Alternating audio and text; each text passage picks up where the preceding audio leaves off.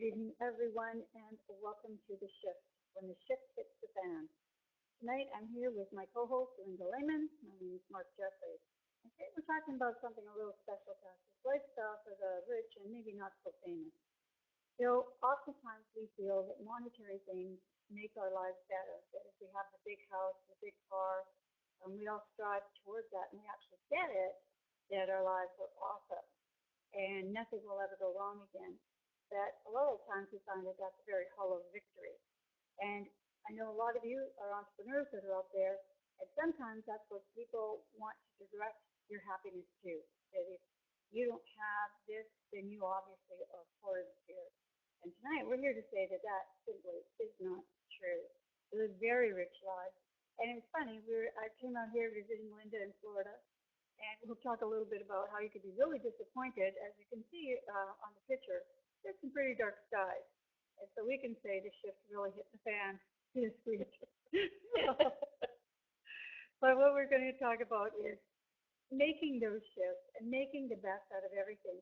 We could have sat here and said, oh, there's no sun, and we wanted to do all of our filming outside. And no, we're inside now, and we can't be live, and that's fine. But we could have said that would be the worst thing that would ever happen, and let's not do the show and pack up our toys and go home. But we never do that, and there's a reason for that, because we had a wonderful week here. We cooked. Randy, with her husband, was cooking for us, and we met some other friends, and we had an amazing time. And it poured rain the whole time. As a matter of fact, I'm now known as Mountain Mark. So what do you do?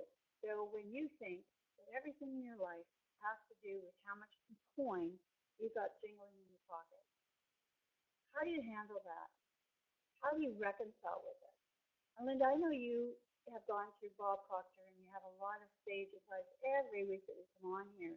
And we've given this a lot of thought today because we're seeing too many people getting sucked up in that vortex of money. And I've got to have more money, and I've got to have more this and more that. And then we look at them, and other people might look at them and say, that's a pretty shallow life. And if the money went away, what would you do? So, Linda, what say you? Well, Monsoon Mark. Isn't it time for you to go home yet? I'm leaving. As soon as we get this recording done, I'm gone. No, we did have a wonderful sunny day when you got here, and we had a beautiful walk on the beach. But one thing that I think that people don't think about is the fact that there must be balance in our lives, and rich isn't just in monetary things, monetary stuff, because that's all it is. It's just stuff. In order to be truly rich, we need to have balance. We want to be rich in our health and rich in our relationships, and realize that the happiness and the feeling of wealth and the feeling of richness and believing that we have a rich lifestyle comes from within us. It's not the stuff on the outside.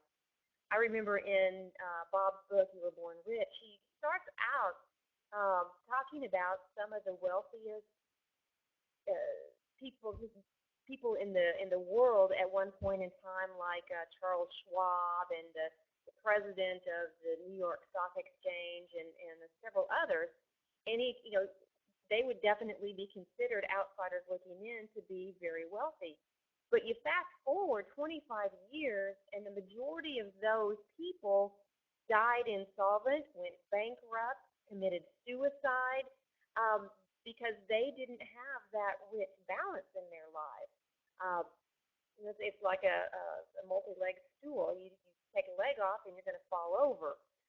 So while money can buy you things because it's our medium of exchange, it can't buy you happiness. It can't buy you a feeling of being wealthy. It cannot buy you a feeling of being rich, right? Right, Mark? Right. I mean, that's exactly it. I came down here just to mostly spend some time with some friends that I see online, and we work together all the time, but we're never in one room at the same time.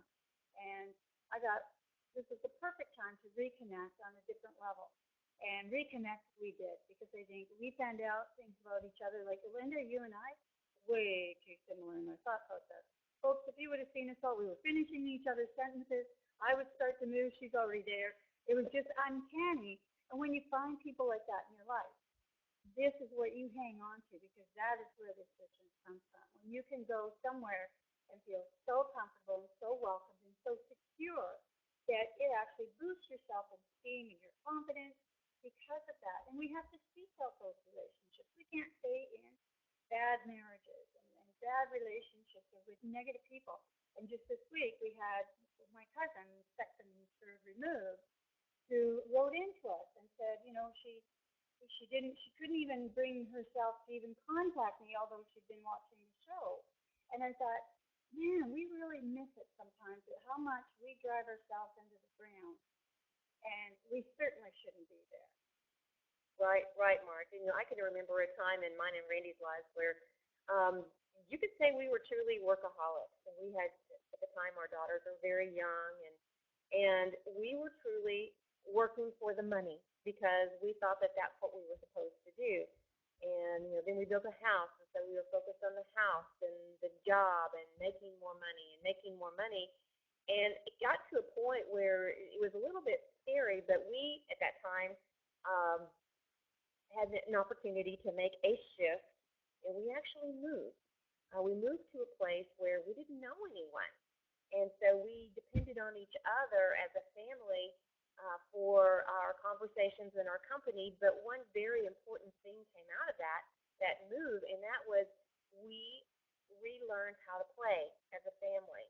We truly connected with each other, and at that time where we moved to, we were in this little caddy shack where all the floors were kind of slanted one way or another. But you know what? Those are some very fond memories because we connected, we played, and we grew as not only the family, but we grew as individuals as well.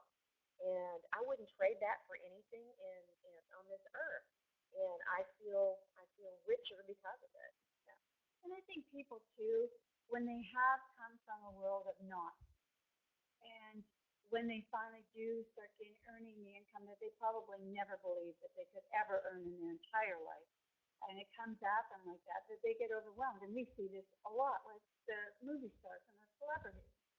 They get all this fame and fortune, people want to know their name, and the next thing you know, they're in rehab, crash the car, nobody wants to talk to them, and again, you're right, they have no money. So I think what is really important is people securing that nucleus, your family, and let's face it, not all of us get along with every component and person in our family. It just is not going to be. It's like we always say that, right? You can, pick your friends, but not your family. But I think knowing that, I think families are like this. You may not get along with them, but when the shit hits the fan, they're always there for you. They'll stand up against anyone else for you, right? So we know that we have that nucleus there, and then to search out people that really bring a positive aspect to your life. And you were talking about this, getting a mentor. And somebody that, and that's the biggest research I think you have to do, because Linda, you went through a little misstep that hurt you, and making a decision based on what you were given information. And we have to recognize that is going to happen, right? And how do you make it through that, Linda? When something like that, when you get so disappointed in someone that you admire, how do you work through that so that you can actually go, well, I'm not ever going to get another mentor. This is a waste of my time. Well, Mark, first of all, we have to realize that everything that happens to us is truly our responsibility. And instead of playing the blame game, which is easy, I mean, it's easy to point to that person and say, you did this to me, you made me feel like this, you took my money, it's your fault, your fault, your fault.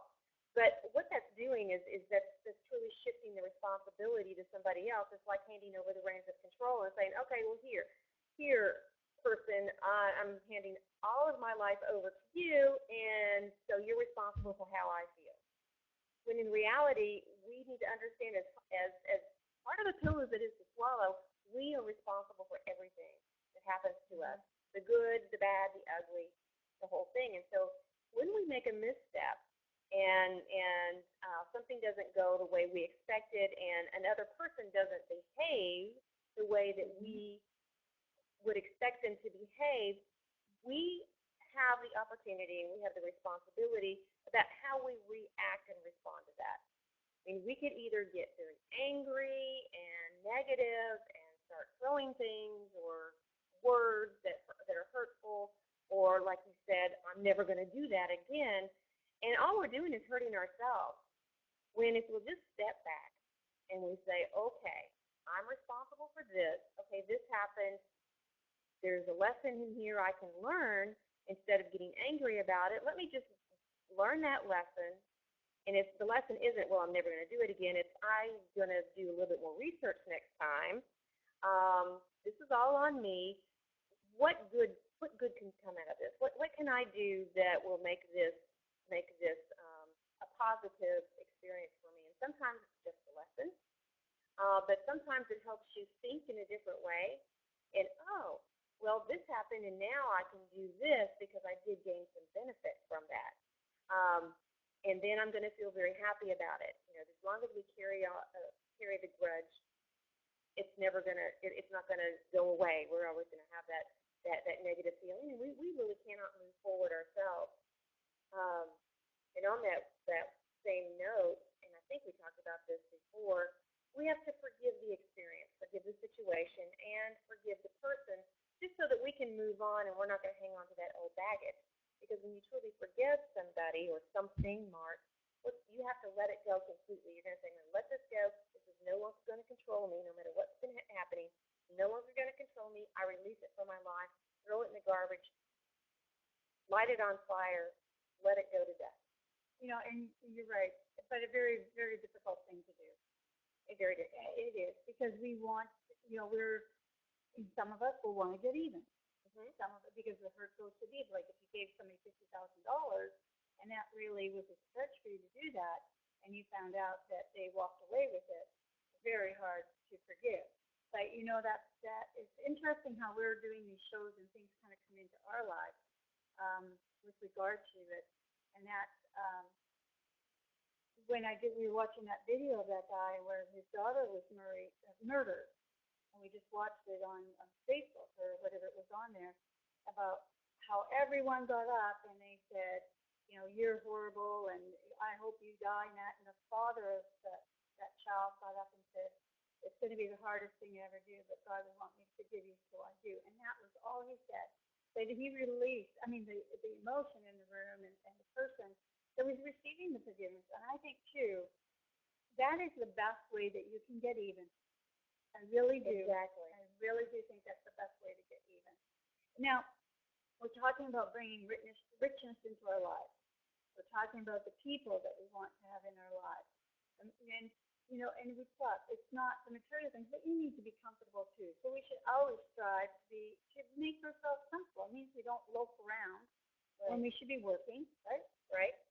You know, making the steps, making that action plan.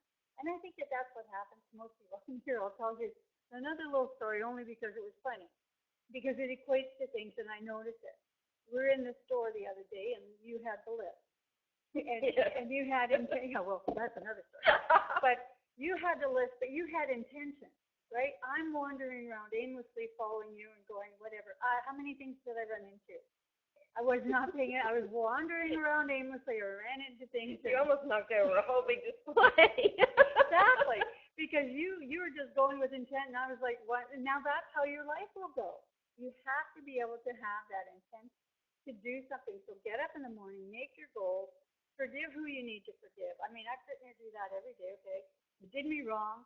You can't hurt me anymore. And I think that's a good tape to keep around you. You can't hurt me anymore. And absolutely right, Linda.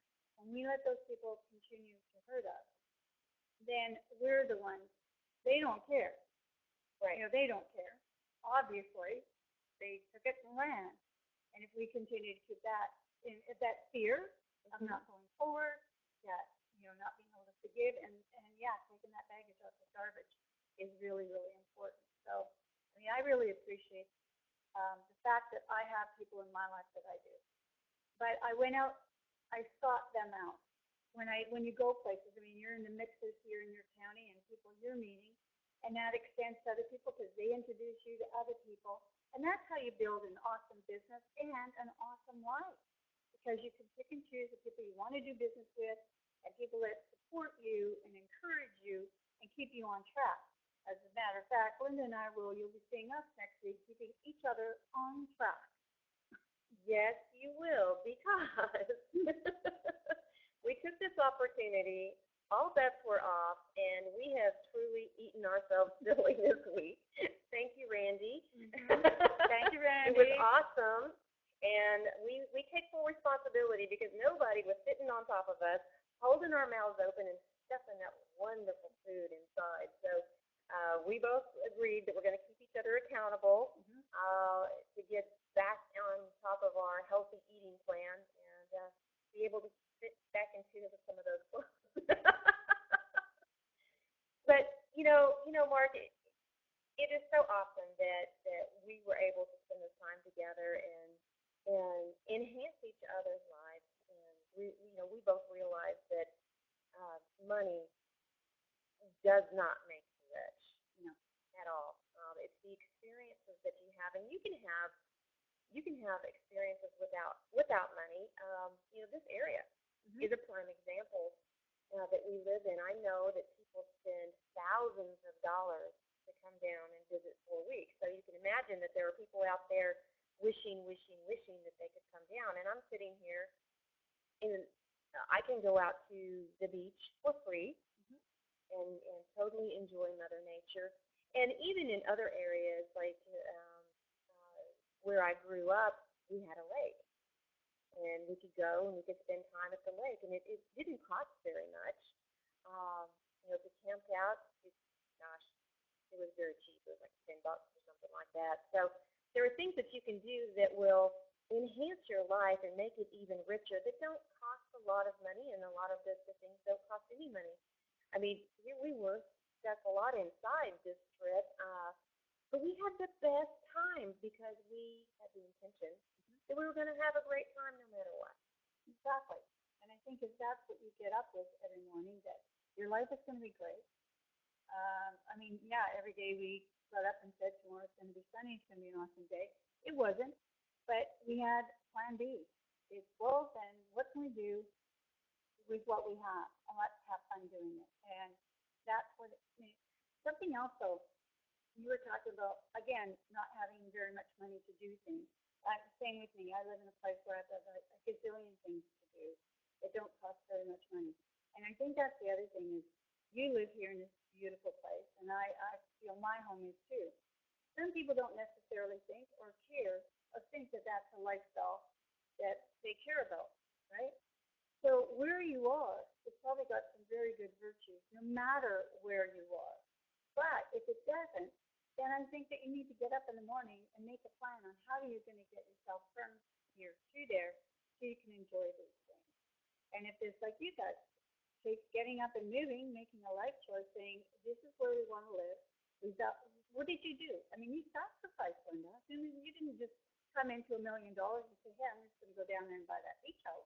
Oh, no, we did sacrifice. I mean, we left all of our friends, all of our family. We left a large home, and we had to downsize incredibly, but the payoff was worth it because this is an area that we truly wanted to live in. And so we continue to make sacrifices because we still love our friends and family, and so we make the intention to go and visit them. And of course, we've had more company since we started living here than we ever had before, which is awesome. Mm-hmm. Yeah. Because we do like to entertain, we like to cook, obviously. But there's always going to be those sacrifices. But if you're in a situation or you're in a place and you just can't find within yourself to fall in love with it, it really is time to make a change. Time to make a change. You're internally, you're probably getting these nudges of saying, move, do something else, do something different. And it's scary because you're going to have to step out and do something that you've never done before. But Mark, that's what it's all about, really. That's how we grow, and that's how we reach the goals and dreams that we secretly have planned for ourselves. Is to step outside of where we're comfortable, because you're never going to grow, you're never going to reach the heights that you want to reach if you're just staying where you are because that's your safety zone, even though you can't stand it. Yeah, exactly. So we're almost here, again, at the bottom of another show. But what we wanted to tell you about, we keep forgetting when we come on here, that we do have personal coaching and consulting.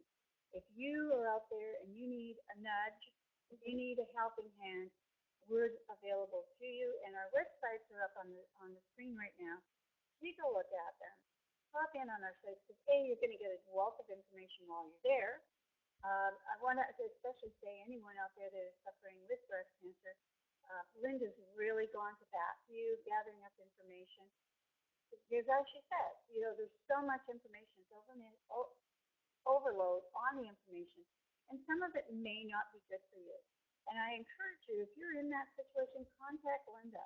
Become part of her, her newsletter and how she interacts and on her calls for that specific thing because it's really important. And if you feel that you just need to go from point A to point B and you don't have a plan on how to get there, and you want somebody to sit down with you and help you with that, well, that's what we decided the shift was going to be about. It's just putting out our hands and saying, if you need it, grab it. We're going to help you there. So please, if you need any help whatsoever, get a hold of us. Now, every show, the last word is Linda. Thank you, Mark. I'll lean back on something that I studied that Wallace Wattles wrote this wonderful book, The Secret, I lost it, The Science of Getting Rich. Guys, this is a live show. Yeah, this is a live science of getting rich. Yep, there you go. Anyway, he said, you don't get rich by doing things. You get rich by doing things in a certain way.